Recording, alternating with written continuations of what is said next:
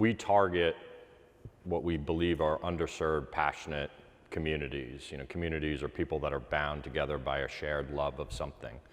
And we found the most effective way to market to those people is essentially, through paid media inside of Facebook and Instagram, mostly, although others as well. For reasons that, I'm not sure I understand. We've as a world have decided to share our loves and interests on the front end of social media.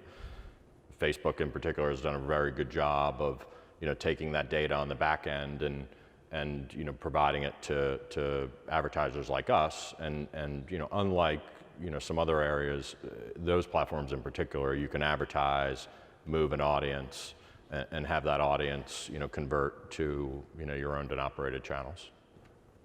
So one of the luxuries that we have with our content, even though it's classic content, it does have recognition and it does have a fan base. The fan base may be dormant, and so what we try to do is we try to leverage the talent or leverage something that's going on in pop culture to gain exposure for the content that we are offering.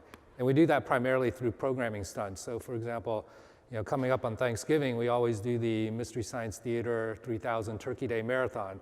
It's something that the fans have always enjoyed back when it was on television. And since we brought it back online, fans have been really have embraced that as well, and they've been able to sort of interact with other viewers.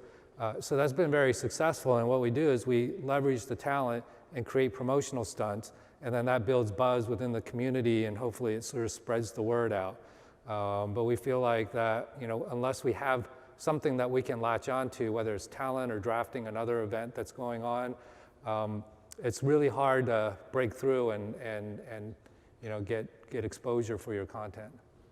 We spend a lot of time with our distribution partners, and this may come from our heritage or the mothership of being a cable network. So we spend a lot of time specifically with Roku, with Xumo, with the teams on the other platforms, trying to figure out, what programming they think is doing well, how to be highlighted in partnerships that they're doing. We have a tremendous team.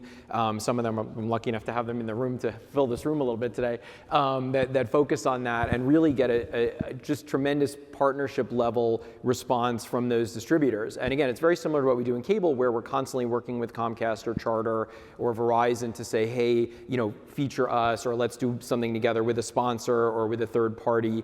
And that's how we tend to drive longer viewing times. And we have some paid media for install campaigns, but primarily it's focusing on the distributor, because at the end of the day, that's how the consumer's getting your stuff. It's that piece of glass or that app or that channel lineup is where they're going to find your content. So keeping those distributors happy and featuring you, we think has a big ROI for us.